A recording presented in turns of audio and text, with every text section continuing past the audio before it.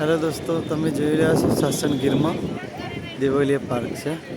Live જોઈ રહ્યા છો દર્શન. દેવલિયા પાર્કમાં